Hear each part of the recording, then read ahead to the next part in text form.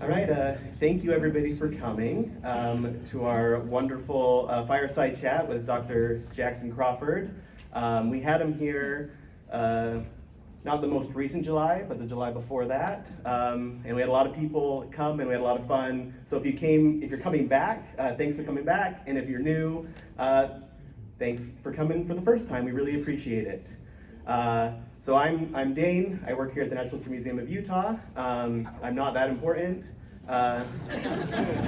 But we do have Dr. Jackson Crawford, who is a translator, a linguist, a science communicator, really, although his science is history, and if you have a hard scientist, they might get mad at me for saying that. But that's what he does. He has hundreds of YouTube videos. How many do you have? You know? 1,030. 1,030. Dang. So 1,030 YouTube videos out there. He is the translator of the poetic Edda, of Saga of the Volsungs, two mythic heroes. I always get that one wrong. Two sagas of mythic heroes, and Havalal. So he's also working on other translations that will at one point be available for sale as well. So he's actively translating, actively communicating, and we're so happy to have him. We really like bringing him here because he loves filming in the Rocky Mountains.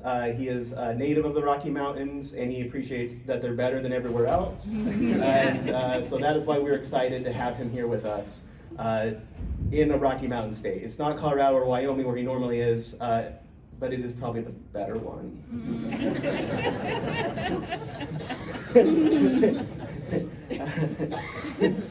He doesn't have a microphone right now, so I can say whatever I want. All right, well, thank you everybody, and we will hear from Jackson Crawford and a little bit of me.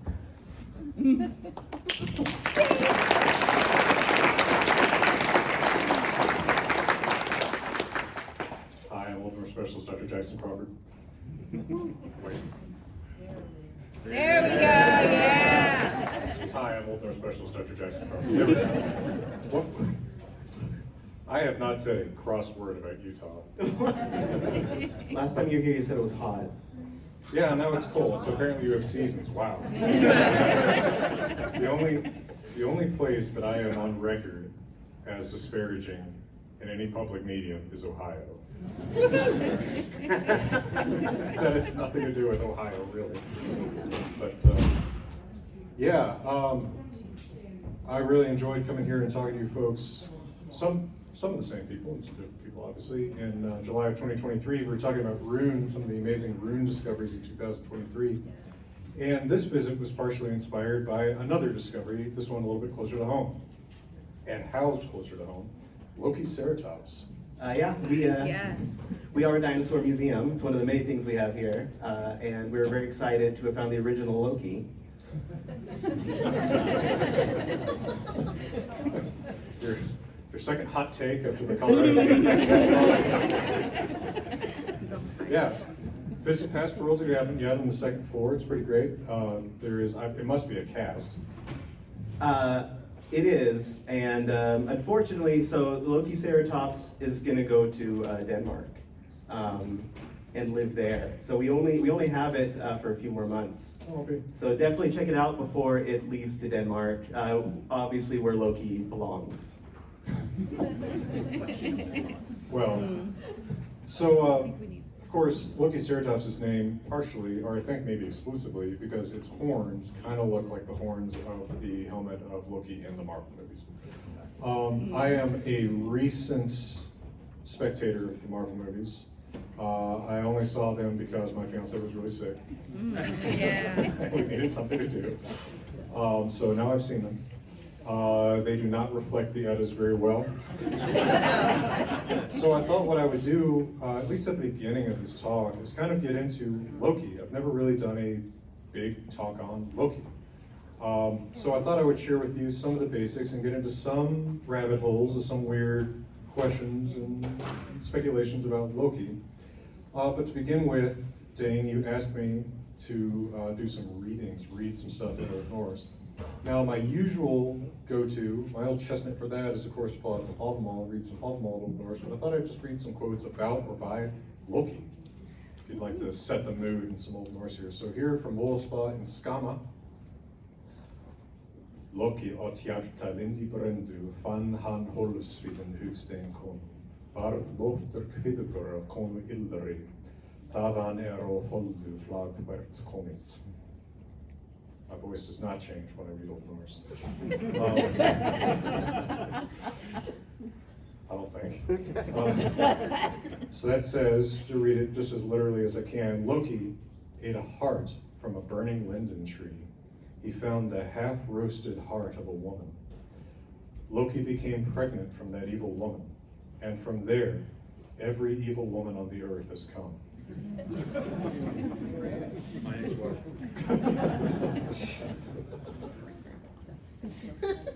That's a hot take. That is I mean, honestly, we have no idea what that's about. That stanza occurs just in that one source, and we do not know what story that is. We don't know whose heart this is. We don't know why exactly that's the evil woman. I mean, the word is flag, which troll woman, evil woman, it's a pretty ambiguous word, but it's an unknown story. I'll give you another one that's unambiguously about Loki. I'll end with one that's kind of ambiguous. Loki says this one in Lokasana. Mantuthat Odin riti ordaga blondum blóði saman. Olvi bergja letstu egi mundu nema okkar veri bólum borit. Do you remember Odin, when we two in early days blended our blood together? You said that you would never taste ale unless it was brought to us both. So we actually don't know that story either. Apparently at some point early on, ordaga, similar phrase is used in Beowulf, yor dagas, right, days of yore. Loki and Odin blended their blood. We see the same phrase used of blood brothers, bonding themselves like brothers.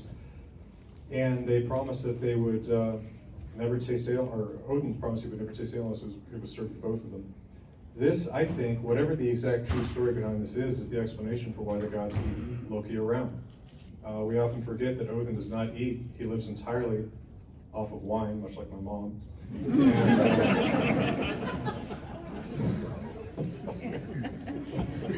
I love that show. How does your mom feel about it? She has never watched one of these. She doesn't know.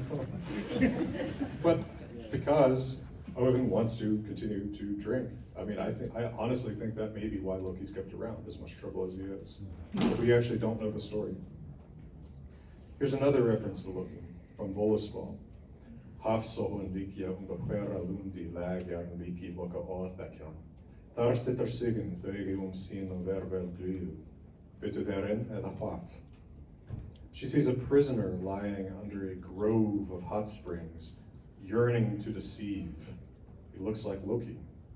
There sits Sigyn, although she is not happy about her husband. Do you know yet, or what? So this is as Ragnarok is about to begin, and the Volva, or witch who's narrating this, says she sees Loki apparently imprisoned, I mean, very evocative, under a grove of hot springs, very Icelandic imagery, but sort of situating his prison under the ground as being under the volcanic, very menacing landscape of Iceland. By the way, that is the only place, I'm sort of breadcrumbing you about Loki here, it's the only place that his wife Sigyn is really mentioned, is in her role of holding the bowl. So he's in prison, according to Snorri Sturluson in his prosa. Loki is in prison with the guts of his own son as the chains that bind him down. And serpents are positioned above him, dripping poison onto his face. And his wife Sigyn sits with a bowl and captures the poison that falls on him. But every now and then she has to go empty it. And so while she's emptying it, the poison drips on his face, and that's what causes earthquakes. But that's probably a pretty late Icelandic detail, the earthquakes part, because there's not a lot of those just so stories in the eddas. Want me to make a joke? Yeah. So that's, he has other women though, Loki. Yeah, He is a father of children with many other women. He is also a mother with at least one being, a horse. Yeah. And I mean, arguably a mother, it says in that one stanza in Volspan's Skama, he is pregnant after he eats that heart. So I guess he's a mother a second time. But and in that, would he be the mother of all women? Is that what Evil that, women. of all women, evil women? Yeah. So I guess they're all related. And then another one from Volspan. Kjol per austan komma mona morspel som låg lyder en Loki styrer. Fara fibelsmäger med fraka alder, thamer brother byllips I for. The ship comes from the east, Muspel's sons will travel over the ocean, and Loki will steer. The sons of the monster will travel with the wolf, and with them, the brother of Bylifter, which is Loki, is in the journey. So that's his role. At the end, he pilots the ship Naglfar, built out of the fingernails and toenails of the dead, along with the other evil beings, will fight the gods and overthrow them. But he might also be there at the beginning. There's a stanza from Völuspá and the creation of human beings, which may involve Loki. Odin thou ne otu, o thou ne holdu, lo ne lati ne litu goda. Odin gav Odin, Od gav Hunir, lo gav Lothar litu goda.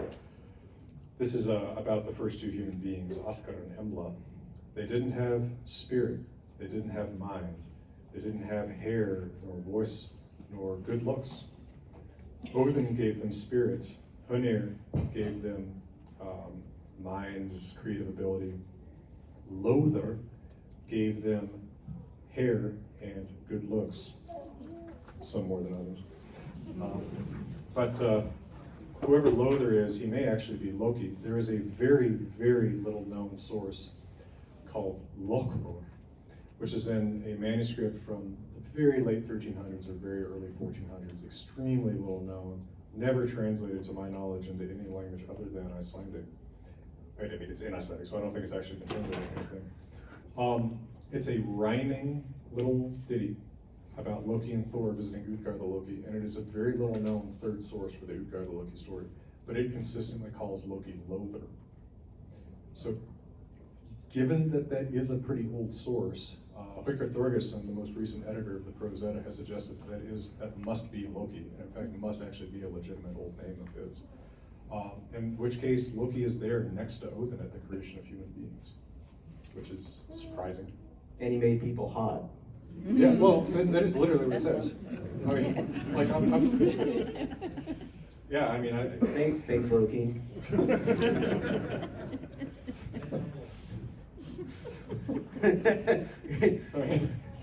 You're like, why did I come to Utah? Yeah, I've never heard about that third source. That's really interesting. I have heard the connection to Lothar. Lothar, yeah. Lothar.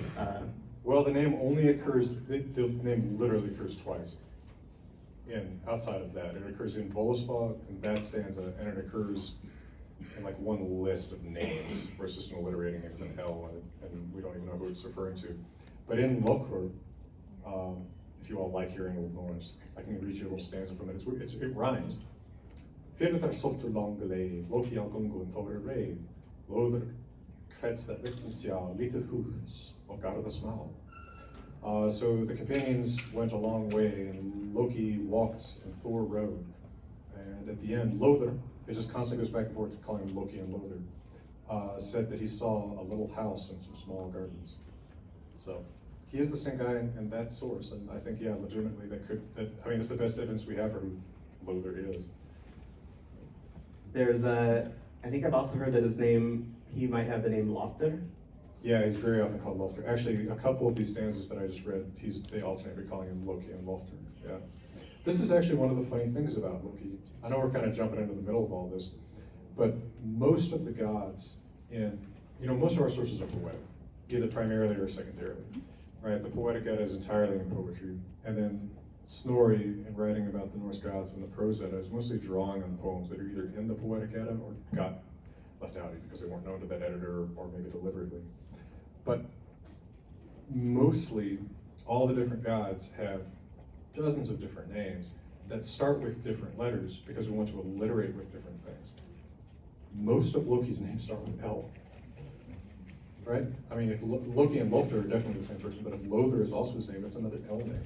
So he's alternating his name, not for poetic reasons, but like it almost seems more like, well, he is said to be lagyarn, yearning to deceive.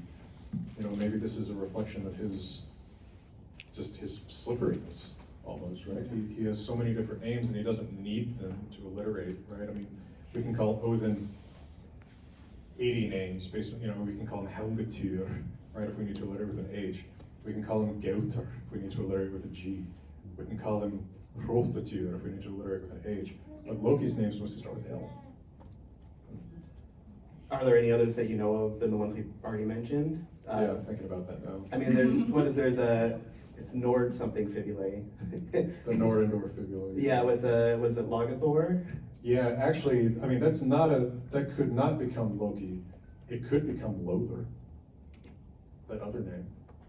So that's actually potentially him, yeah. What you're talking about is a small deer bone inscribed in Elder Futhark runes in about the 500s.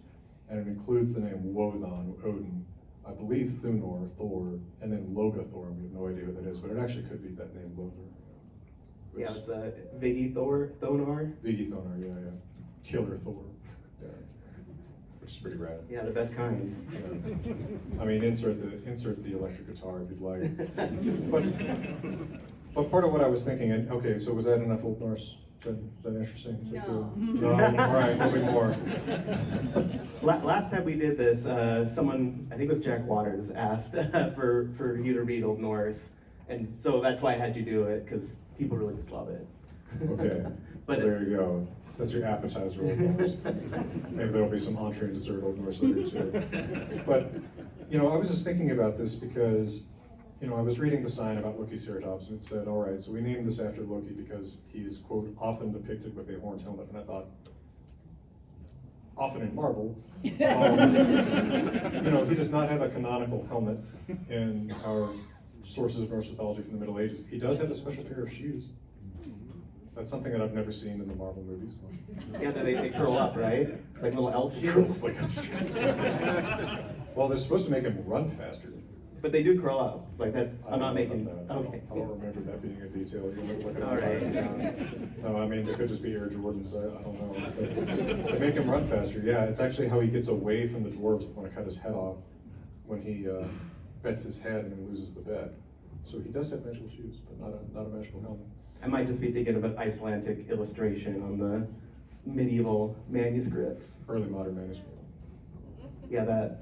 Yeah. I know what you're talking about. So I thought, you know, we have this notion, we have this definition in our heads of who Loki is, and it's based so much on Marvel, and I thought, well, why not, let's look at how is he defined in our actual medieval sources? Who is this guy? Because I think so often what we want to do is we want like a monster manual, right? We want to kind of list out his stats. We want to say, Loki can do this, Loki has this power, Loki has this ability, Loki is, you know, this magical this and that magical that. But really, mostly, these beings are characters in our stories rather than stats. And Loki is the most mystifying of the characters. In fact, his relation to the other characters is difficult to pin down.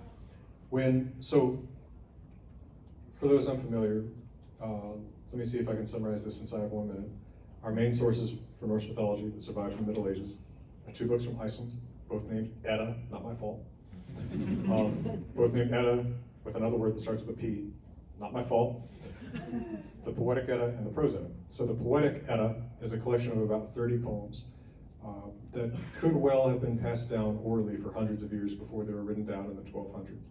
And we generally consider these our most direct source for pre-Christian belief. And then there's also the Prose Edda, written down by an individual named Snorri Sturluson.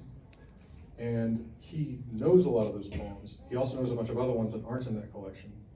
But rather than, he quotes them some, but he mostly paraphrases them and tries to sort of retell the stories for us. And he's often a little bit more approachable, a little bit easier to read, a little bit easier to understand, but he doesn't know everything, and sometimes he's probably manipulating narratives in minor ways, and I think mostly not intentionally. But when he introduces Loki in the Prose Edda, he says, give this to you in Old Norse, just to scratch that itch. Så nevnder Loki lofter som far Jotuns. Moder hans heter Laufey Noll. Brother hans bylister och Helbindi. That one is named Loki or Lofter, son of the Jotun, giant anti-god, what we're going to use for that, Forbauti. His mother is named Laufey or Noll, and his brothers are Bylister and Helbindi. It's actually a fair amount to pull apart there. One thing, Marvel of course makes Laufey his dad, right? Now there's a lot of issues with that. I mean, look, I don't love being, actually, right? I mean, I can throw on the glasses and do it as well as anybody, but like, I don't love being the accuracy police, but believe it or not, the Marvel movies are not a great reflection of our 800-year-old sources. And the giants, quote unquote, that the gods fight, right? So the Old Norse term is Jotun or Jotnar in the plural. And this does not mean giant. They look the same as the gods. They're the same size as the gods. They are, in fact, different sides of one family, right? Which is more of a family feud than it is a feud between two species of aliens, like it is there. And Loki, like he always comes up with L names. When we see him mentioned in poetry, he's very, very frequently called Loki Laufeyarson, Loki, son of Laufey. Now, many people know that old and modern Icelandic names, the last names are not inherited, right? My last name is Crawford, because my dad's last name was Crawford, his dad's last name was Crawford, et cetera, back to, the guy who fled Scotland because of the crimes he'd committed and changed his name to that 400 years ago. Right, it's all the same. But from an Icelandic perspective, my last name is Craig's son, because that's my dad's first name. His last name is June's son, because that's his dad's first name, et cetera, right? They're patronymic last names. Now, so Laufeyarson looks like his dad should be Laufey, but because these names aren't legal realities, right? There's not driver's licenses that say this is your official name. They can flip between their mom's and their dad's name. And sometimes it's socially advantageous to use your mom's name. Maybe your dad is socially less desirable, right? Maybe your dad is Dane. Maybe your dad's the guy that fled from Scotland 400 years ago. He sounds like trouble. Yeah. We're not sure if that's the story, but like... I have kids, I'm a great dad.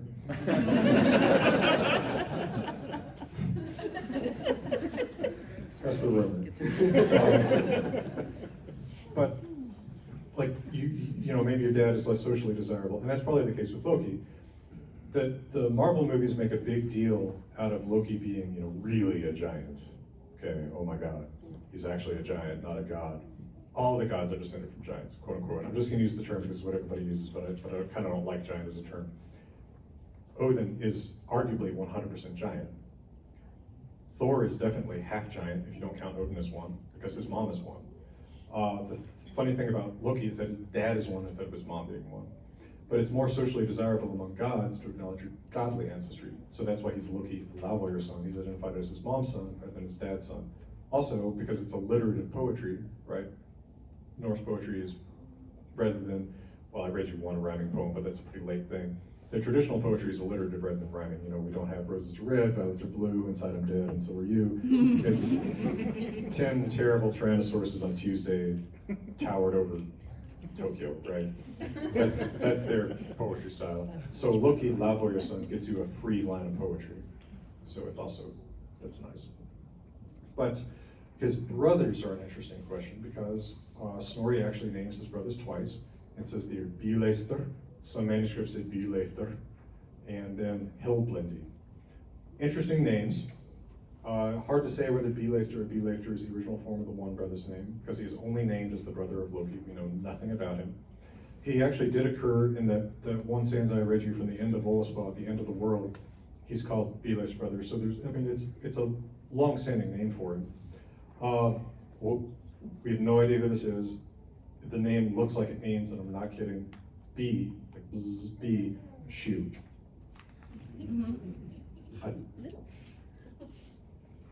I don't know. Right? Is that a nickname for somebody with really skinny feet? Who notices really skinny feet? I don't know, like, it's weird. But then the other brother's name is Hellblindi, Hellblind. Sounds pretty rock and roll.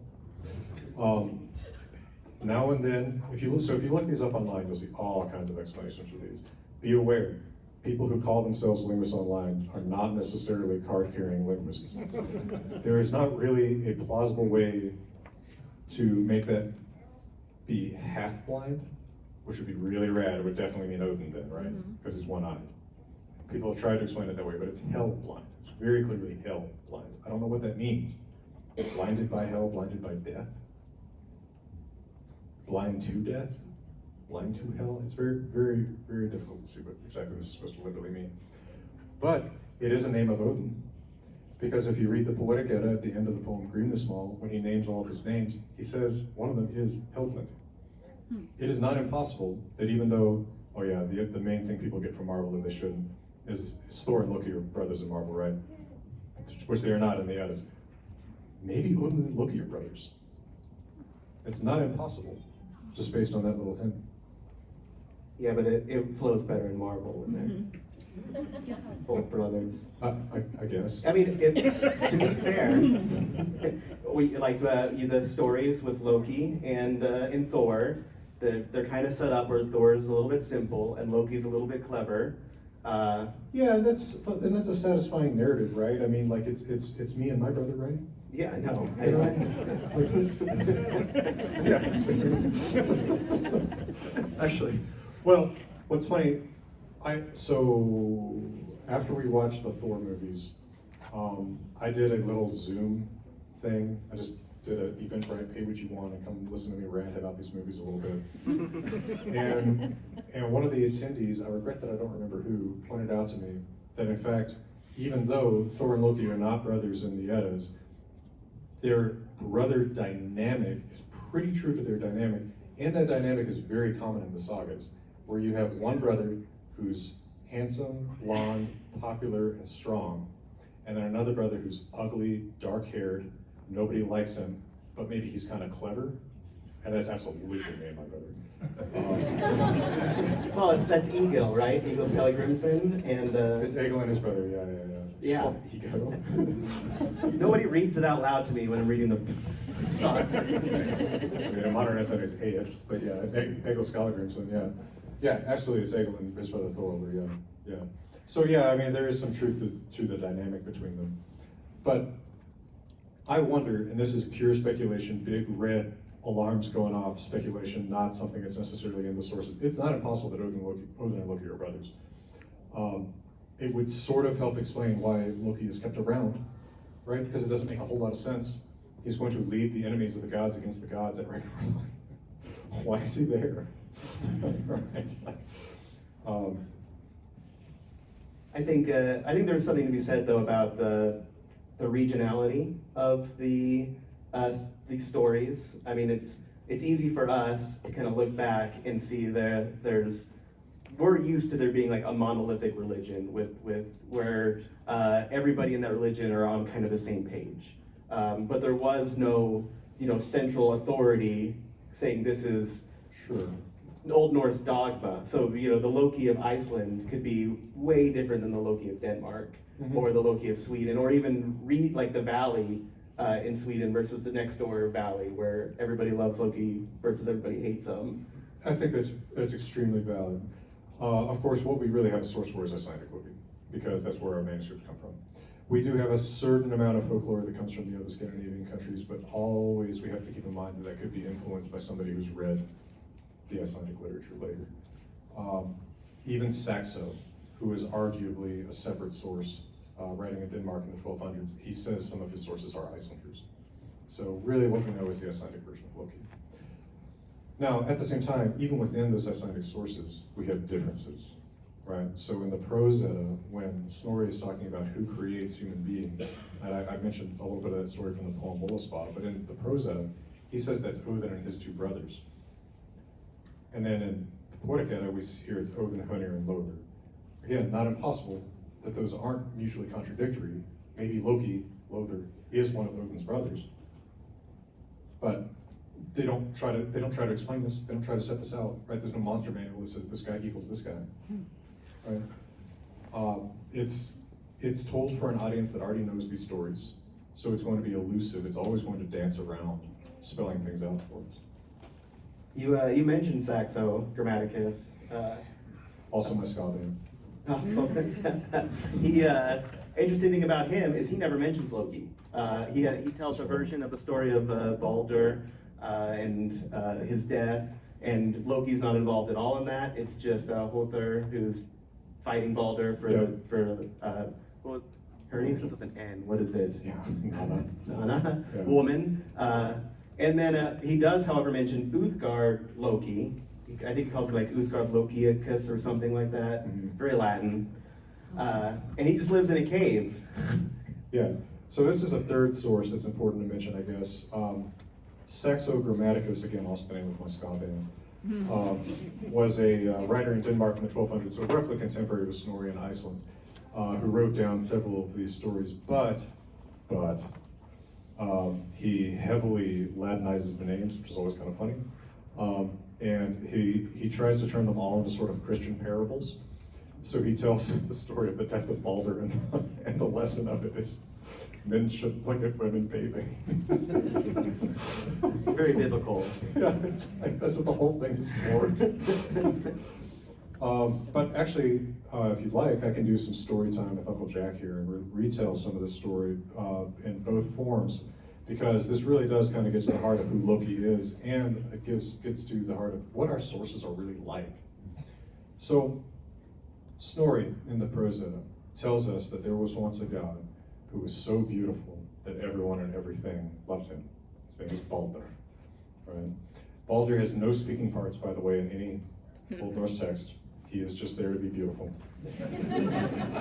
And this story is also a great example of what I call the dream logic of myths. I will say I do agree, bald is beautiful.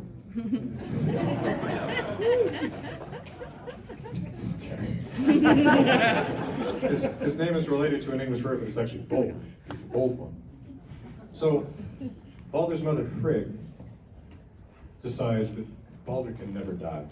So she decides to go around to all the different realms and make everyone and everything swear that it will never harm Balder. And when I say everything, like she gets all the sticks, all the stones, all the birds, whatever, everything swears never to harm Balder.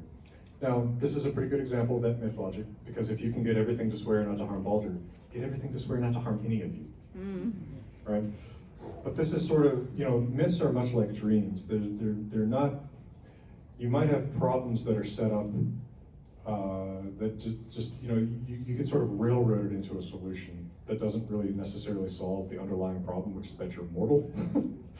It's like, but they solve the problem that one of them is mortal. It's very dreamlike to me. But anyway, she and her messengers go around all the different worlds and ask everything to swear not to harm Balder, and everything says, of course. Well, she comes back to Asgard, the realm of the gods, and Loki, who is, as the Marvel movies faithfully represent, a shape-changer.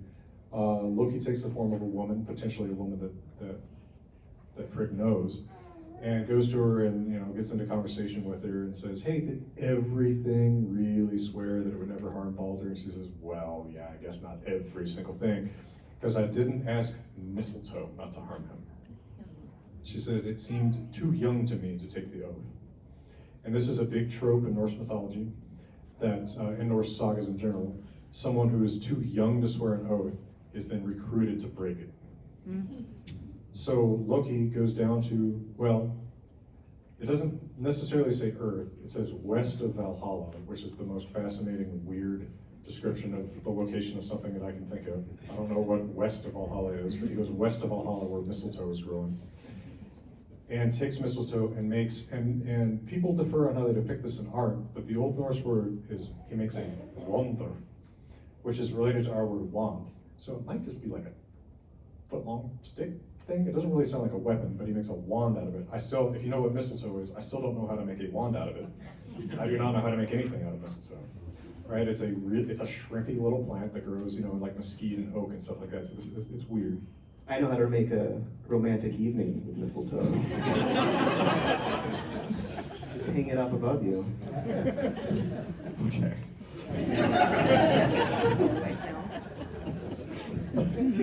I didn't like the eye contact you were saying. Check all the doorways. Check them all. Before one goes forward. Why do you think I brought you here? By the way, the question of why it's mistletoe is pretty interesting, right? The classic explanation is that the story comes from Iceland and Icelanders don't know what trees are. I don't know if any of you are Icelandic, but I reject Icelander. I reject the notion that Icelanders don't know what trees are. Icelanders know what trees are. I think the better explanation for how you can make something out of mistletoe is something put forward by my colleague Meryl Kaplan at Ohio State, and she's never published this, but I want to give her credit for it. It's a great idea. She suggests that there is a lost part of the story where mistletoe was originally a tree that is punished for its role in the death of Balder by being made into a parasitic plant. Like, that's a satisfying explanation. If it's true, it's speculative, who knows, but it's a great idea. It's much more satisfying than Icelanders don't know what trees are.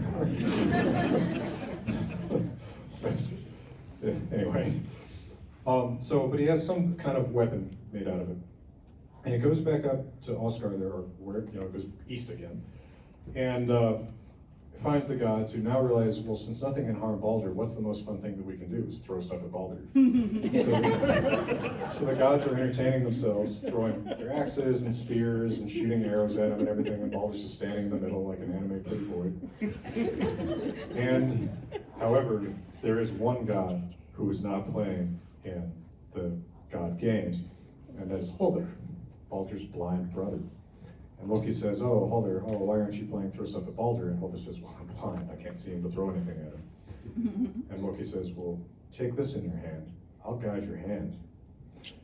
And so Loki, guiding Balder's hand, throws the wand made of mistletoe at Balder and it pierces him and kills him. So Odin, Balder's father, leaps into action and sleeps with a woman. This is pretty much Odin's modus operandi.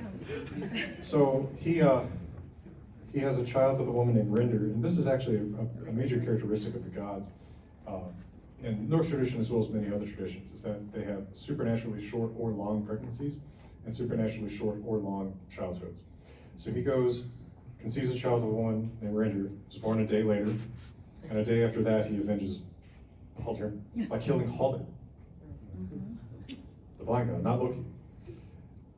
And Halder was Odin's son. Halder is also Odin's son. So Odin couldn't do it himself. Yeah. So, right. Well, yeah, that's part of the tragedy, right? Odin can't avenge a son on a son. But also, why doesn't he kill Loki? Right? Is this myth logic or is something else going on here? Well, let me tell you a little bit about what Saxo tells about this story. So Saxo, writing about the same time in Denmark, tells the story this way. I'm kind of hitting highlights here. There's other details if you want to, we can get bogged down in. But in short, according to Saxo, there is a god named, okay, not a god, because he won't use the word god for these people, but he'll say there's a prince named Balderus, son of Odinus, and he happens to be wandering in the woods one day and he sees a beautiful woman bathing, and her name is Nanna. That's the name of Balder's wife, according to Snorri. And he is so seized with lust that he decides that he must have this woman. And so he goes to her dad and says, I want her. And he says, oh my gosh, but this other man named Halderus, right? It's just the old Norse name plus us, has already said that he wants to marry her. And so Halderus and Balderus go to battle against one another. And in the course of this battle, Balderus is assisted by his brother Thorus, who has a great club that he swings. Not a hammer, but club. So. And just like in the Norse, just like in the Icelandic tradition, Balderus is vulnerable to only one thing, but it's not mistletoe, it's a special sword that Halderus goes and finds. Anyway, Halderus ends up killing him with the sword, but it's deliberate and they're not brothers. Now, but still in this tradition, Odinus disguises himself as a woman. The story actually is much longer than this, but again, to kind of hit the highlights, disguises himself as a woman to gain access to a princess named Renda, conceives a child with her. That child is born a day later and kills Halderus. So even though he's not Odin's son here, Odin still doesn't kill him directly. It's kind of interesting, right? And there's no Loki. And there's no Loki in that version. Yeah. All right. And so this, I'm kind of tarrying with this because it's an interesting case study about our sources. If you've ever read Beowulf, I know some of you sigh, thinking back to high school. But you know how Beowulf is probably like 80% digressions? It's not really Beowulf, it's somebody says, I heard a story once, and thought bubbles go up into the sky. One of those digressions is about a brother named Hathkin, and that Hath part is the same root as in Hother in Old Norse, who kills a brother of his named Hera Beld, and that Beld is the same root as in Baldur, accidentally in an archery contest. That has to be connected to this. And then, I don't know how many of you have ever read Kalevala. Wow. I actually saw, 5 hands. All right. Yeah, the Kalevala. I just love saying Finnish words. Which is a collection of Finnish myths, actually written down in the 19th century by Elias Lindberg. The Kalevala has a story about a god named Lemminkainen, who is extremely beautiful, and who is killed. I'll try to hit the highlights of the story, and Finn's correct me if I get this somewhat off, but there is a feast where, I can't remember exactly how this works, all the gods praise him for his beauty, which makes a blind man who's attending it kill him in jealousy. So he's killed by a blind man, but it's not his brother. His body is torn apart. I can't remember if it's by the blind man or somehow else. And his body parts are spread all over. And his mother travels around all the worlds and asks every single thing, "Where's my son?" Because she's trying to find the pieces of his body. So again, talking to all the different things. She reassembles it with the help of a bee. Yeah, which is a funny little detail. The bee teaches her this magic song to Did it reconstruct. wear bee shoes? I don't know, it just occurred to me, it's a fun little detail. But what I think you're looking at is potentially, in the Old English story of the brother accidentally killing a brother, you see part of the root of the Norse story.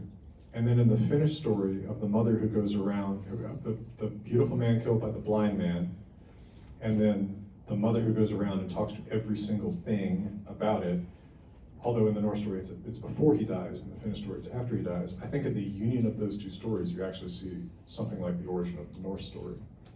And I think that very, very often there probably are progenitors of our stories in the Eddas that came together in just that way. This story from here and that story from there slowly get pieced together and kind of trickle down over the generations into something different in Iceland and something different in Denmark. And we're in the privileged position with this story where we actually can potentially see some of those fossil forms, but potentially with just about every story, there is a fossil form like that somewhere out there that's just lost to us. I was just thinking about this. I'm gonna override what looks like your question phase. Just yesterday, we had the privilege of getting a behind-the-scenes tour of the anthropology collections here with Annie. Was she here? But she was showing us all these hundreds of moccasins preserved from Utah. Some of them are thousands of years old, right? Yep, a lot of them come from Promontory Point, or Promontory Cave by Promontory Point, which is a part of the Salt Lake. Fascinating to look at. And I was thinking to myself, it's this dry climate that allows all these shoes to be preserved. It's not like people were wearing fewer shoes elsewhere, right? But we find the shoes where they were preserved. And it's the same way with our textual sources, right? We have the Icelandic stories because the one manuscript did not sink in the ocean when it was brought from Iceland to Denmark in the 1600s. Then it didn't sink in the ocean when it was brought from Denmark back to Iceland in the 1970s, right? There's so much random chance to what we have preserved. But surely these stories existed elsewhere and earlier and in different forms. Well, thanks for the Utah call out there. Sure. But there's also, so Saxo doesn't mention Loki, and in that story doesn't mention anyone like Loki, but he does bring up Utgard-Loki, or Utgard-Lokiicus. Yeah, Utgard-Loki, I think is what he said. Everything becomes whatever plus us. Yeah. Well, there's a guy visits him named Thorkill, but in Yes, his Thorkilis. yeah, I read it as Thorkilicus, and it sounded really cool to me. Archaeological, that's my metal band. Yeah, yeah. love That's the guy who bands. comes down from Norway to defeat Hercules. It's Thorkilicus. Right, That's not real. That just sounds cool to me. right, that sounds right. Yes, I do play the saxophone in Saxo Grammaticus, and I play bass in Thorkilicus. But that's another story that we have in a few different versions, right? And this is maybe another, I don't know, story time with Uncle Jack. This is putting you to sleep here, but of course this is a somewhat famous story that Snorri tells, and I'll hit the highlights again. Thor and Loki travel together all the time, which makes no sense outside of dream logic. Yeah. But they are traveling together in this one account, and of course they travel in Thor's chariot pulled by his two goats, Tangristur and Tangnjostur, who do make an appearance in the fourth Thor movie, I guess. Yeah, they were there. I don't think they're named. Goat power. That's right. But they come to, this is a society without hotels. So of course, hospitality is a central tenet of the culture. When you're traveling, you come to someone else's house and you knock at the door and they're supposed to take you in. So they come to a farmer's home and they say, hey, can we stay the night? He says, of course, hospitality is a central tenet of our culture. And Thor, being gracious, says, well, I brought food, right? Little known superpower of Thor's hammer Mjolnir is that it can resurrect goats. Apparently, specifically goats. He used to resurrect Baldur, right? Yeah, If he could resurrect he didn't use it on someone Baldur. else, he could use it on Baldur.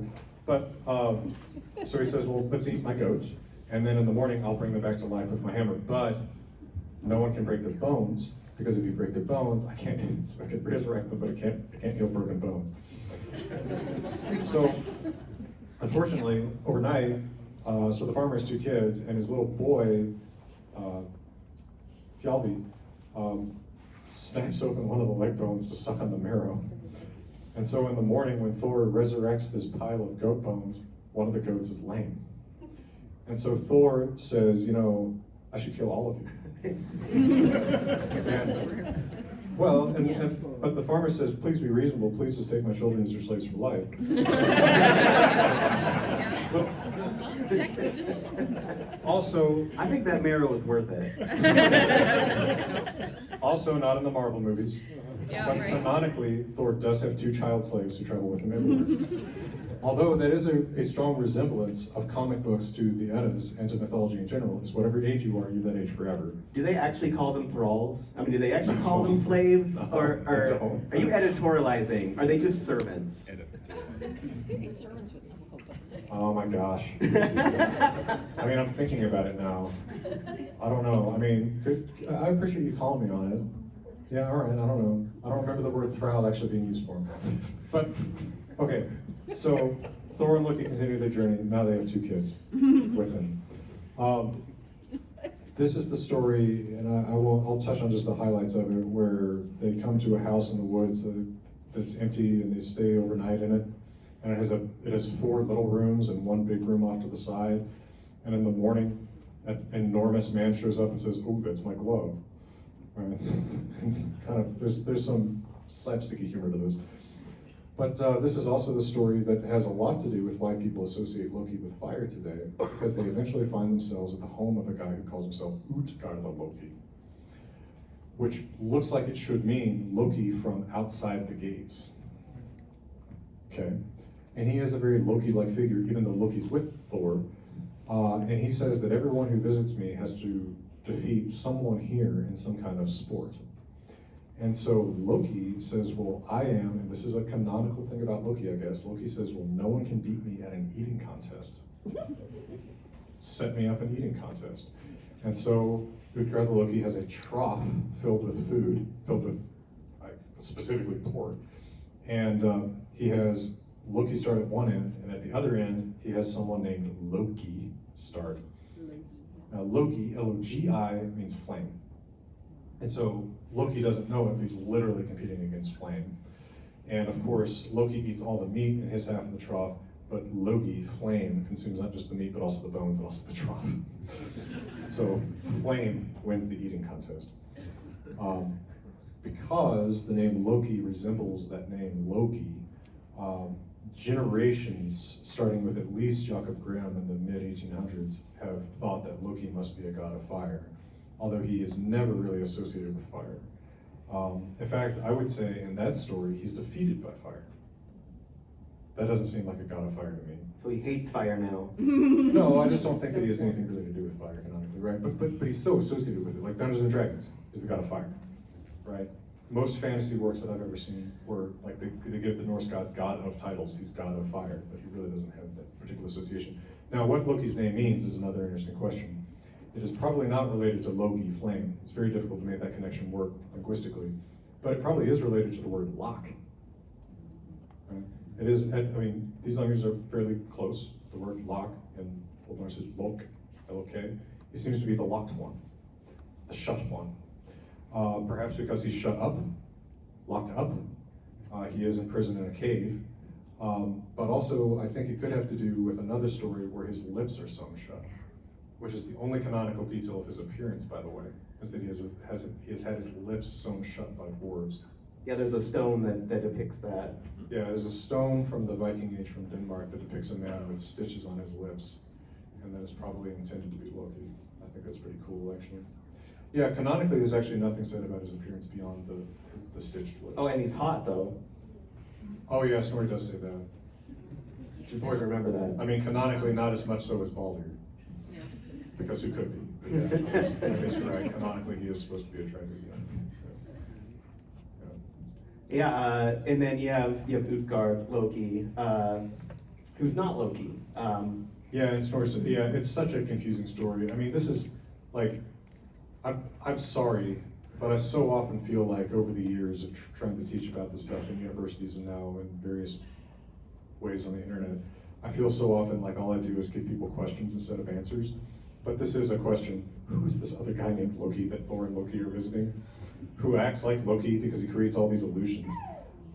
Is that also Loki?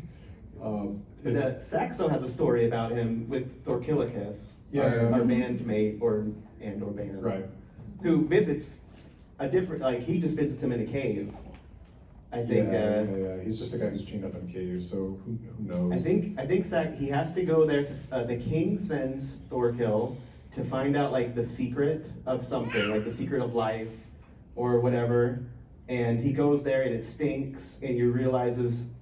It's been a while since I've read it, but he kind of comes away from it realizing it was kind of a lie, and I think the truth was like Christ. Yeah, Christ. That's very so Saxo-grammatic. I mean, you remember this better than I do because you've recently read this book. By the way, do you want to tell people about your illegal dealings with this book? It's the hardest book I ever bought. So, all right, let me preface this. One of the finest collections of essays about Norse mythology by one of the greatest scholars in this field is In Prayer and Laughter by Anatoly Lieberman. You're gonna let everybody down though, because they're not gonna know It is to buy impossible it. to find. It was printed in Russia, and so if you want to get it, I mean, Anatoly gave me my copy, so I didn't really know that it was this hard to get. But apparently, was it Dogecoin? Somebody in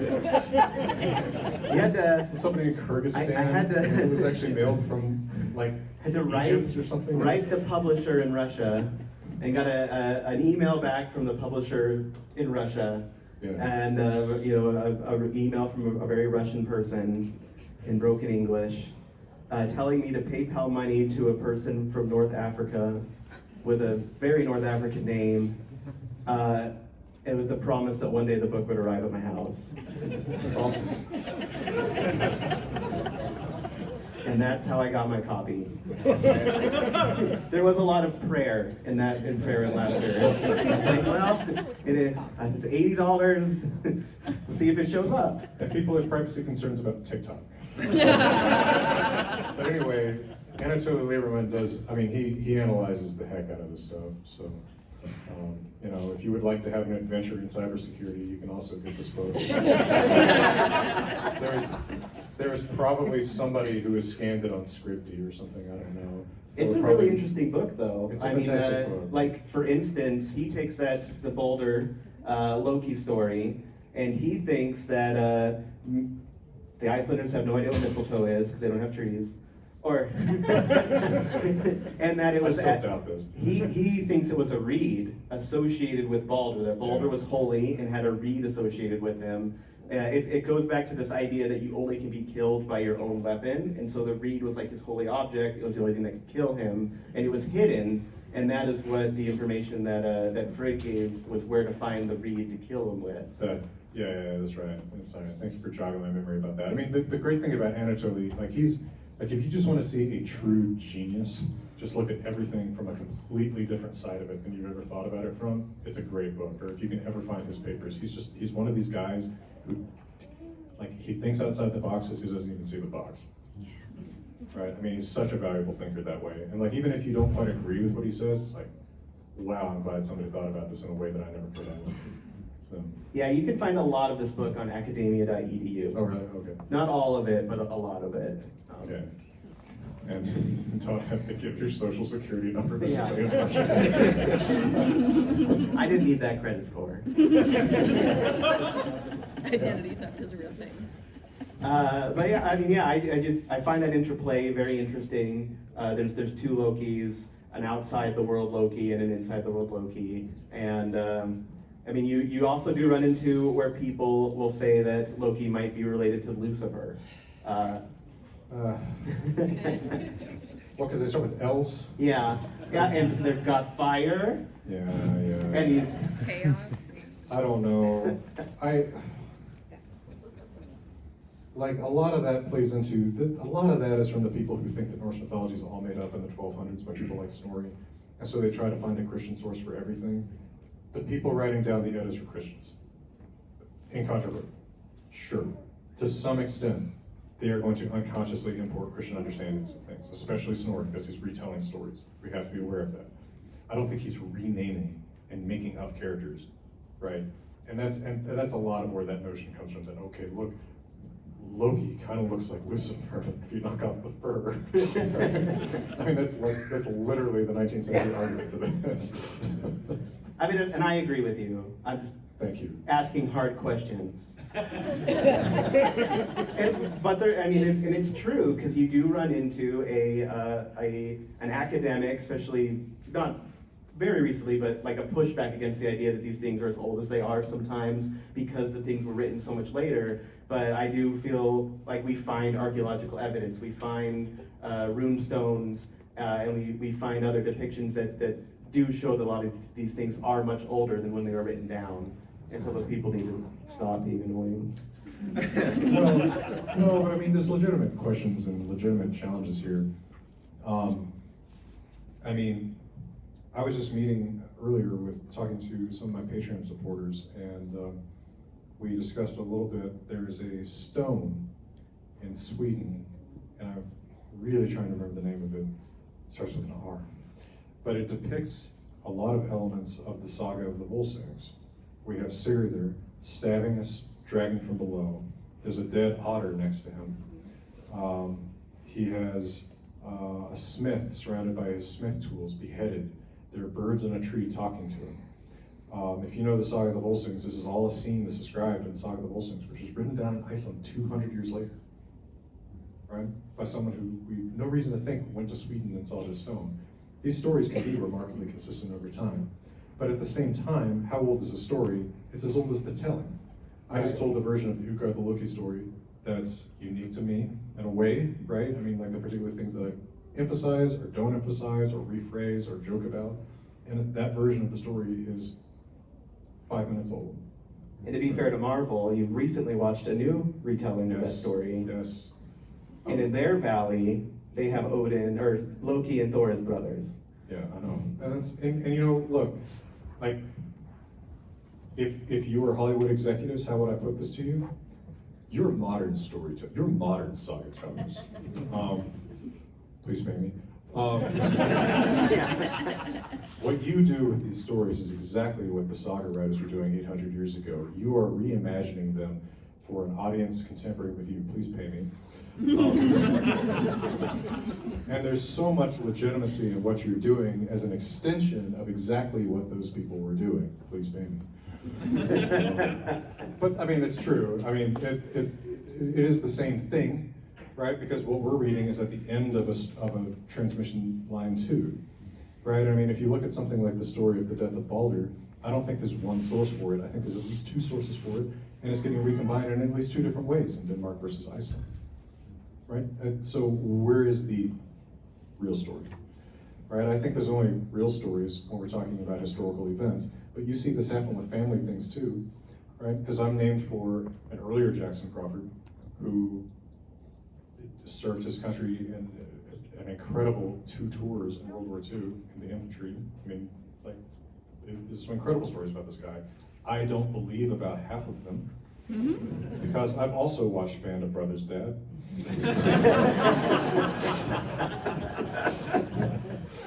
But I believe there's a lot of true, amazing stories about him. But part of what happens is over time, we see and hear other stories, and we have a core story that we want to tell, and we add to it, right? This is the exact thing that happens with the Saga of the Volsungs, right? When I teach the Saga, so the Saga of the Volsungs is the major, it's like the Iliad of Northern Europe. It's the story of the dragon slayer Sigurdur and his family. But it grows so much over the centuries that it's told, and it absorbs the stories of other heroes. Like Sigurdur, like, sucks in stories that were originally told about other people. I like to say that if there's a cataclysm, our civilization collapses, and the descendants of the survivors 300 years from now are telling stories. They're probably going to be telling stories about like Harry Potter, right? But it's as if Harry Potter absorbs Luke Skywalker and absorbs Captain Kirk, right? And so the stories about them become stories about Harry Potter. The same thing happens with the Volsungs, but I think that kind of thing happens in just our own stories about our family, right? Like I said, I've seen Band of Brothers Day. I don't think all these stories are about your uncle. Well, I mean, it's important to remember the orality of these early stories. Yeah. We're used to like copyrights and canon, and these stories, it's whoever the storyteller's version, that's the version of the moment. Yeah, which has its own legitimacy. Can you add me into one of these versions? Yeah, sure. Yeah. Yeah, there's a man with his name on his hat. Yeah. A very secure man. There's a goat named David. This is already a myth. All right, well, I wanted to open up the last 30 minutes to questions. Sure, I've bloviated at you all a lot, so what can I do for you? Let me be a resource, and you choose. I did see the Icelandic man's hand first. In Spanish Fork, when the Icelanders came in the 1880s and 1890s, they stayed on a dugout hillside between Spanish Fork River and Bench. And next to it was a stand of trees. And my grandfather, Atna Arneson, who was the son of Icelandic parent immigrants, he said that the inside the stand of trees were little people, little dwarfs. And so the Icelanders would walk around that stand, and those little people had forces that were good and ill. And so I'm just wondering, is that from the sagas? Did he use the term Húdafolk? I didn't hear that, no. But I also heard it from my Icelandic relatives in Iceland, that you don't mess with the little people. Yeah, there's a lot of traditional folklore in Iceland about that. It's not easily traceable to our medieval sources, interestingly enough. I think that we have really, in a sense, we have sort of the macro supernatural and the micro supernatural. And our medieval sources are really macro supernatural, right? They're about big named gods. We occasionally get mentions of these kind of micro supernatural lesser things, elves or hidden people or dwarves more than either of those. But then later folklore, especially since the macro supernatural is replaced by Christianity, it's only the micro supernatural that kind of survives, stories about local spirits or hidden people or things like that.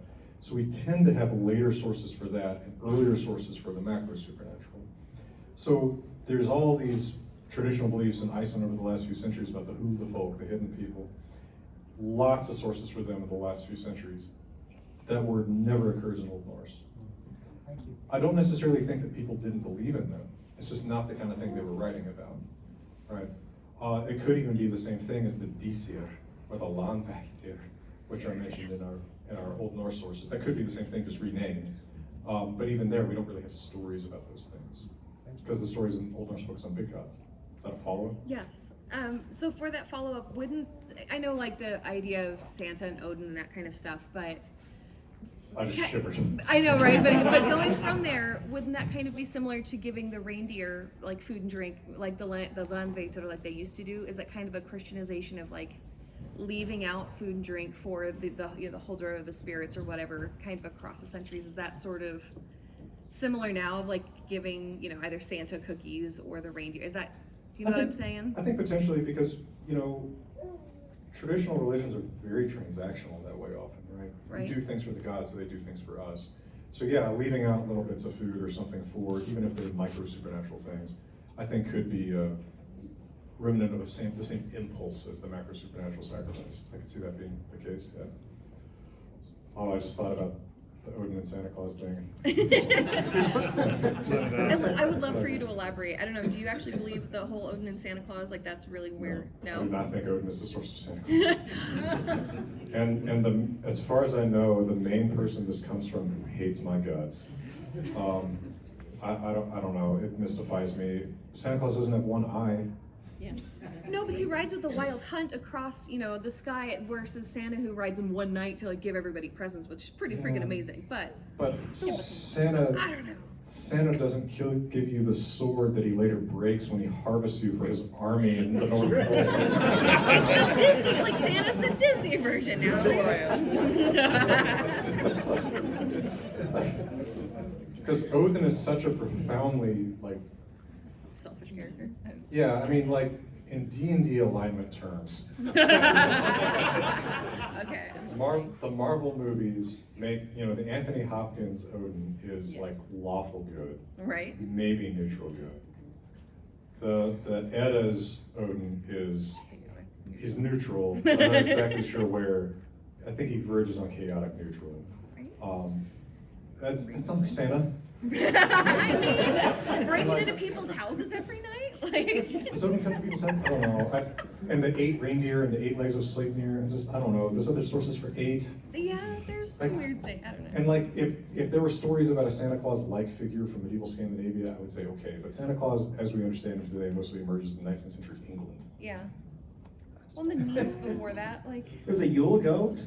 the Yule goat, the Yule niece. The Yule goat in Sweden, he has a Santa-ish role. Okay, my new hot take is the Yule goat is Santa. There you go. I mean, to be fair to that line of thinking, though, the ways that Christianization often happened in the northern European area was that they would, the Christians would take over a holiday, like Easter or something, and change it and fill it with Christian insights. Christmas. Well, that's a long-standing practice of the Catholic Church all over the world and over many centuries. So the thing could be maybe there's a little bit of Norse husk.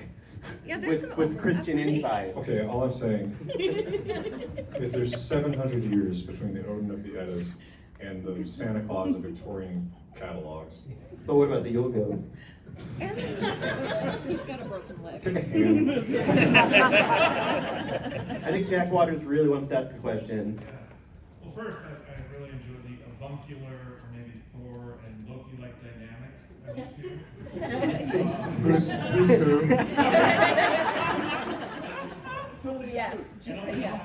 Our Icelandic friend that mentioned Spanish Forks is a great novel called Paradise Reclaimed by Latinized, Nobel laureate, about Utah and Iceland. But my question is about public domain references that kind of sully actual source material. The question is there a way to combat that?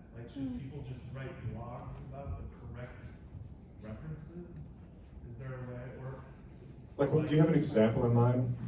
Not necessarily, but just stuff that just gets recycled, whether it's through a Marvel thing or maybe a lower version of like a retelling of mythology, that the stuff that you combat.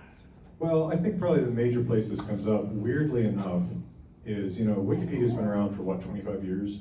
I mean, it is old internet now. It's an established thing. It is a major reference people use, and people do rely on it a lot.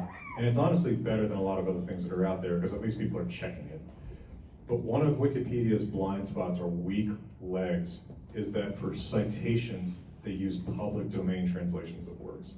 So if you have to use a public domain translation of some old Norse work, it's going to be from the 19th century, and our understanding of these languages has improved over time. Our willingness to translate things that are intimate or gory has changed over time, and sometimes our use of words in the English language has changed over time. There are words that are used in public domain translations that have strongly influenced some weird misjudgments about the eddas today. I won't get into all of these. I won't get into any of these hopefully, because some of these words are difficult to say. But they influence how people think about these sources. I would much rather see just some Wikipedia editor just translate the text literally, right? Somebody who knows Old Icelandic. There's actually a fair number of those people out there. Lately, one of my big things is I want to point people as clearly as I can to the manuscript. I want to show you a picture, because I mean, high quality scans are available of all these manuscripts online for free. You can find them within about 15 seconds on your phone. You can read the whole Poetic Edda in the manuscript. It's pretty cool. I'll give you the link. I want to point that page out to you and say, this is actually what survives from 800 years ago. Everything else that we pile on top of this has some layer of interpretation. It might be mine, it might be somebody else's, but I'm not the king of Old Norse. Right? I want you to be able to get back to that most basic source that you can. Right? I want you to hold the fossil, as it were, in paleontology terms. It is sort of hard to do that, but I think that, yeah, that is something of a problem. Is that those public domain translations impose not just a layer of interpretation, but a really outdated layer of interpretation. And I'm not exactly sure what to do about that, except to start volunteering to edit Wikipedia, and I don't have time. You should start making YouTube videos. Yeah. I have a question, but I want to say something, if that's okay. My name is Lee Hansen. I'm the founder of the Norse community of Salt Lake City. Shout out to all of us who are here physically in Utah because our ancestors are from Scandinavia. It's just like such a pleasure to be in this room with everybody. My question for you is that so many of us are here because our ancestors came here, but maybe no longer identify with their Mormon tradition, maybe not even identify so much as American as anymore. But one of my favorite videos of yours is The Past is Past. I love that video. That there is no going back. Like, we can't go back to Denmark, we can't go back to Sweden, we are not there, we are passing through here now. So my question to you is, for those of us that are here, because obviously we love this, we love it, right. We find identity with it, we are scraping, reaching for a new identity. My question is, what have you found with all the people you've met and all of the studies that you've done that is like our path forward? Like, we can't go back.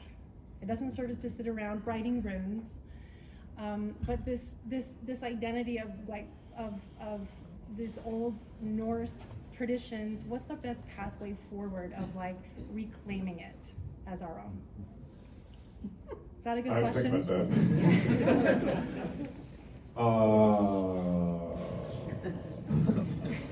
that. Well, all right. So, I mean, I am no wise man. No one comes to me for, spiritual counsel. I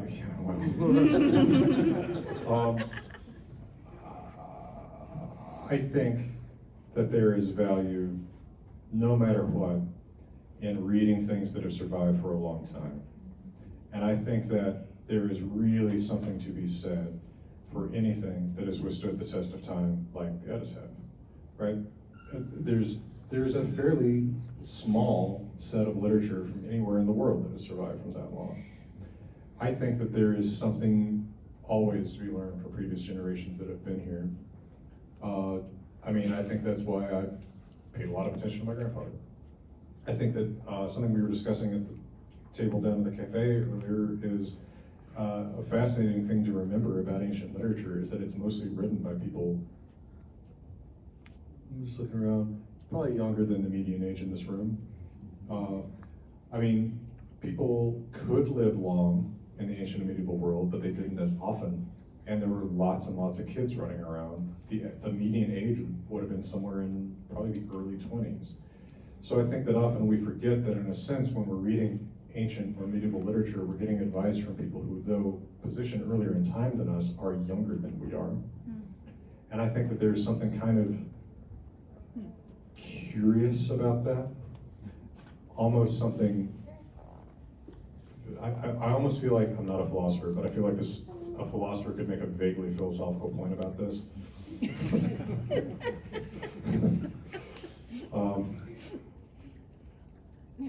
But, I mean, if you want a stanza of all of them all that stands out to me in terms of just like concrete advice for going forward in life, the one that comes to my mind the most often is, there is no one so good that he has no flaw, nor so bad that he's good for nothing. I have kept that one in mind through many, many years and many difficult confrontations. And it has helped preserve my sanity. Yeah, I think it's, when it comes to that kind of cultural thing, I mean, just remembering the orality of the sources too. I mean, you can make it your own, I think. I actually, this is a true story, dress up as a Yule goat every Yule and give gifts to my nieces and nephews. And I hope that they ride the bus. That they ride the bus on, like, it's like Christmas and they're riding the bus home and the kids are like, are you excited for Santa? They're like, yeah, what do you think about the Yule goat? Are you excited for what they're gonna give you? And their friends on the bus look at them and they go like, what are you talking about? You know, the goat man who comes and hands them gifts? And they then think my nieces and nephews are weird and maybe Satanists. But yeah.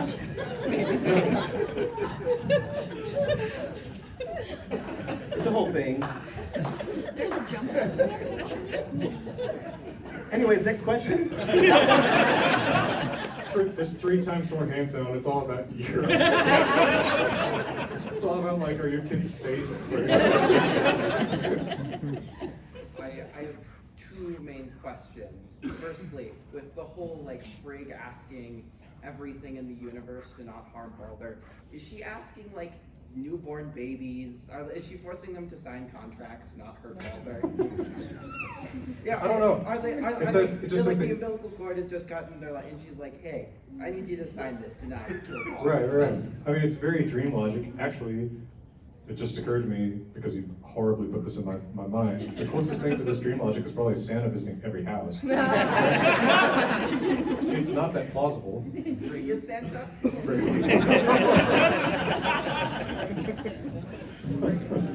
Oh boy, that's an exciting one. Yeah, I don't know, like it doesn't actually say anything about the mechanics of it. It just says that she and messengers traveled all around. And then after, by the way, you know, there's another part of this we didn't get into because Loki kind of falls out of the story. But Hel says that she'll send Balder back to the living if everything will cry for him, right? And one thing doesn't, which is Loki, but they go around, they send messengers around to ask everything to cry, so it happens twice. I mean, it might not be Loki. It's Loki. It's not. It's Thok. Yeah, well, it's, yeah. And I feel like Snorri kind of editorialized there and says it was probably Loki, but it might not have been it.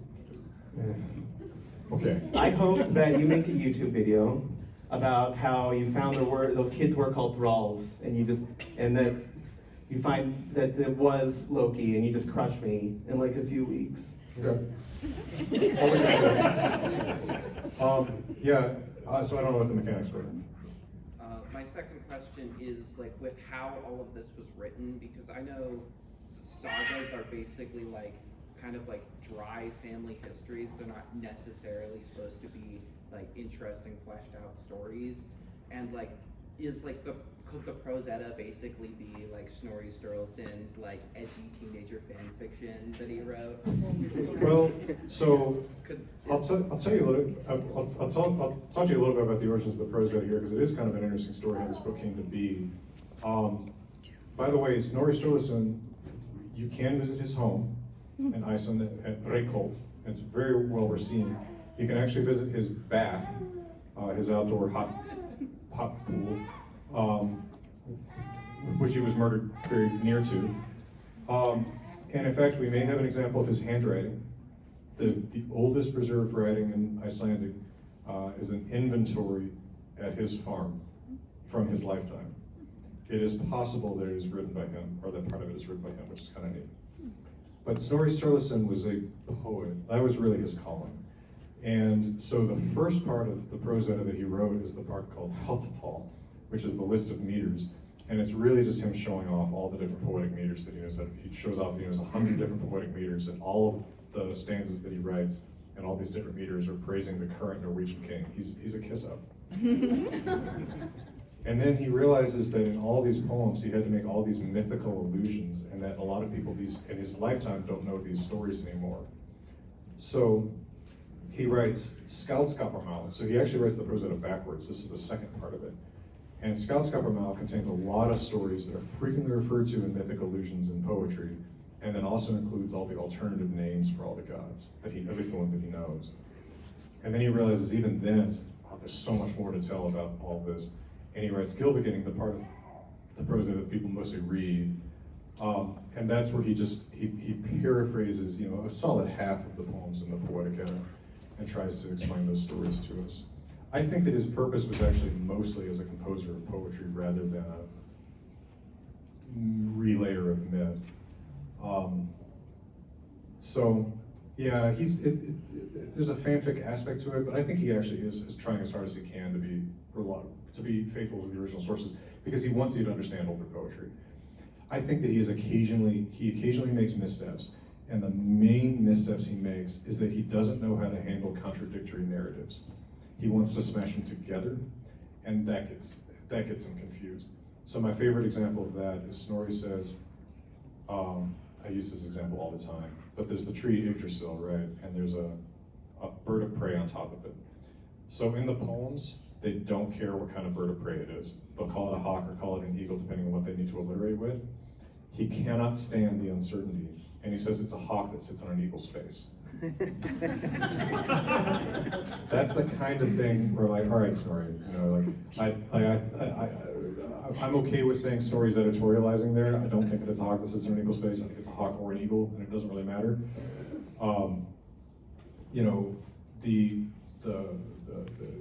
The angry internet guy comment about Snorri typically is that he shows too much Christian influence in caps lock. And yeah, he's a Christian, so he understands things from a somewhat Christian lens, but I think the main way that influences his understanding of it is he wants it to be more systematic than it actually is. He wants a canon answer to stories that don't necessarily go together.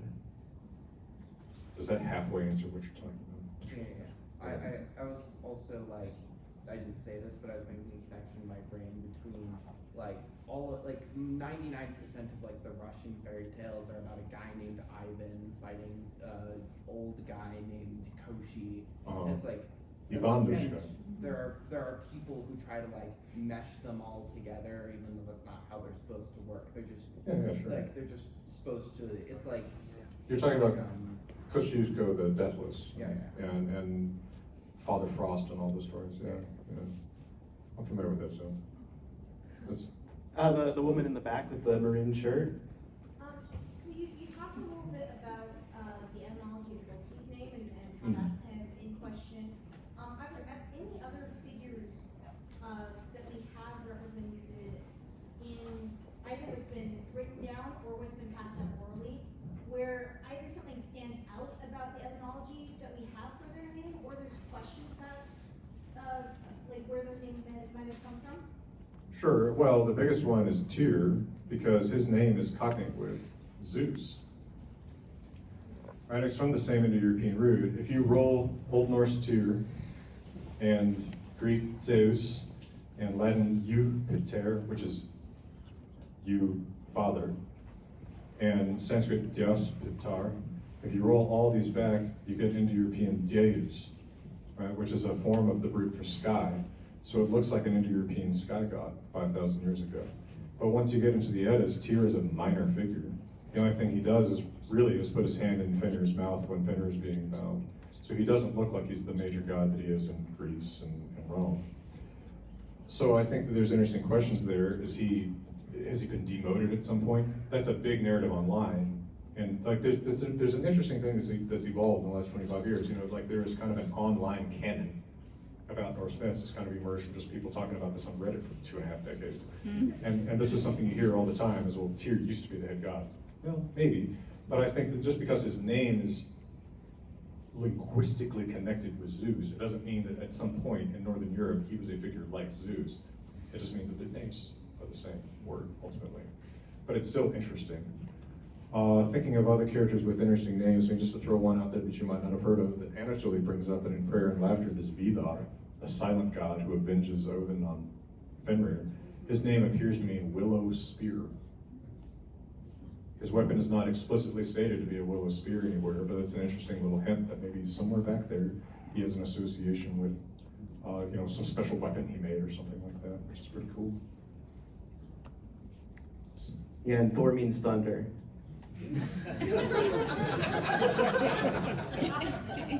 That's the easy one. I'm helping. Yep. Just following up with that, how much of these do you think could be kennings, like with Jormungandr, and you know, like the less ambiguous origins of these names?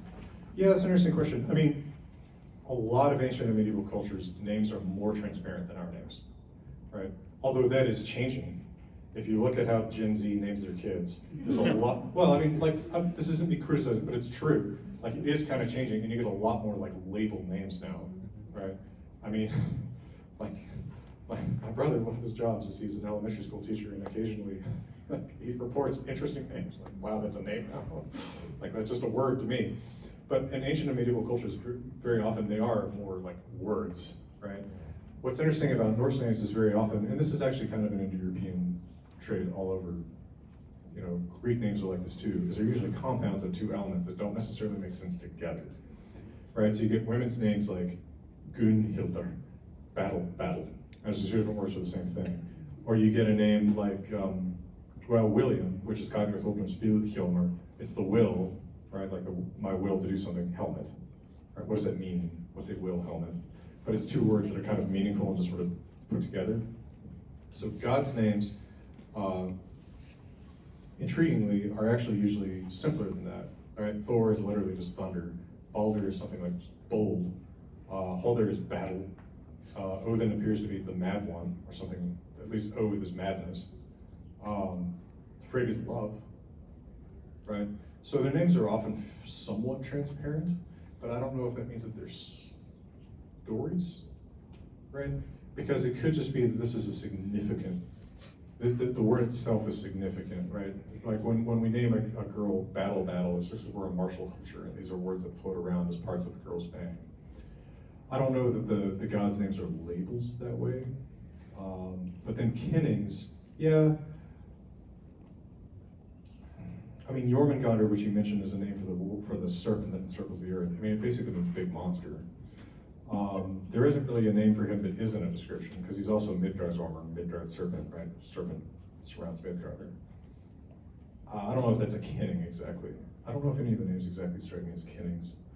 But the gods have a lot of names that, a lot of alternative names, right? So Loki is also Lofter, which is something to do with sky.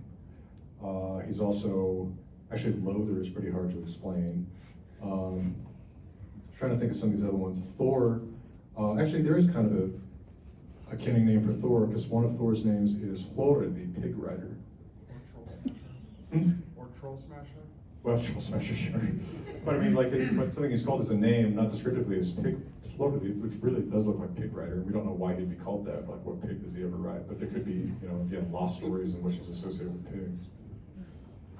I don't know if that answers your question. All right, how about you? And I think this is our last question. I'm sorry. Okay. Yeah. So I'm an Old English lover. Cool. So I know that, you know, some of the names of the gods are attested in Old English. We have some. We even have the Valkyria, the slain chooser, just like Valkyrie. touch with. It's a gloss for witch in some Latin text, isn't it? Yes, which I find interesting because that seems like it should be more connected to the other idea. But that was my question actually, is how responsible do you think it is to make those kinds of connections, or do you see other kinds of connections like that in texts? Because you also mentioned the one in Beowulf too earlier. Mm-hmm. Well, I think it's always responsible to point out what's there.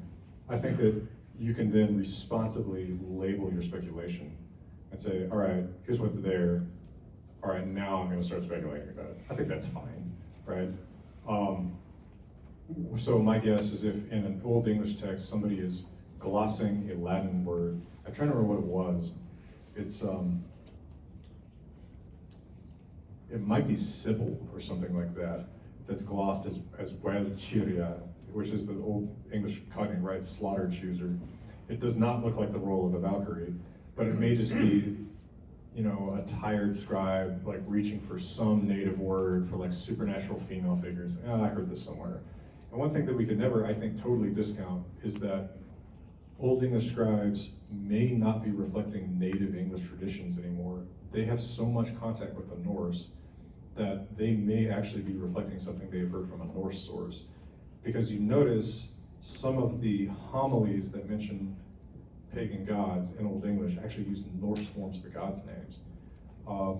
There's the famous one where, what's his name? He has a bunch of homilies about how bad the English are. But he says, you know, pagans believe in gods like Thor or Jupiter or Venus or Frigg. But he says Frigg, not Frigg, which you'd expect from, in Thor, not Thunor. So it sounds like he's actually heard the Norse names rather than the English names. So it sounds like what he's criticizing is not a survival of paganism among the English, but rather the English being too cozy with the Norse, or like maybe he has Norse audience members who have converted recently. I don't know. But I think that's always a possibility with Old English sources, is that there's a little more Norse seeping in there, because those manuscripts tend to be sort of late. Trying to think, trying to think if there's any textual citations from England that actually mention God's names early enough that you wouldn't expect any Norse influence, and I can't think of anything off the top of my head.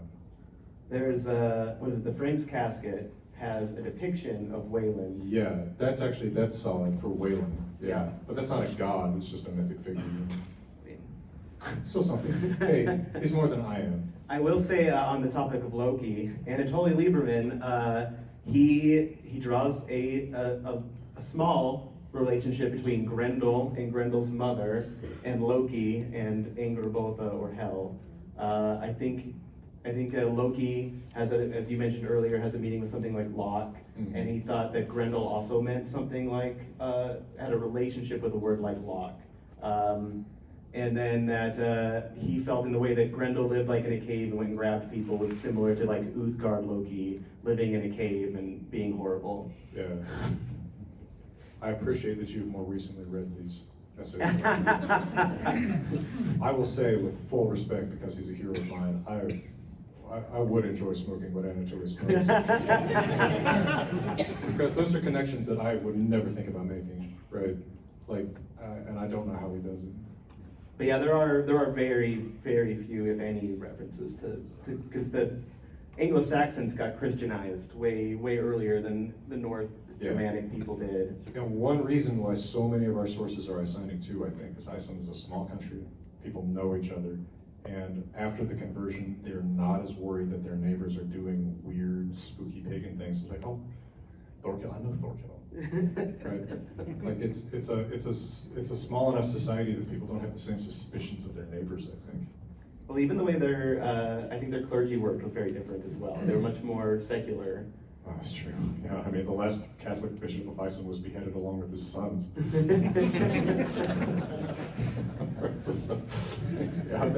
So they were not super serious about that stuff. Yeah, it's true. All right, well, thank you everyone for coming. Jackson Crawford he will sit over on that table and sign books and briefly talk to you if you want for the next half an hour or so. So if you want, we also have a few books for sale if you would like to buy one to get signed. go for it. Thank you for coming to Natural Museum of Utah and listening to our talk today. We really do appreciate you.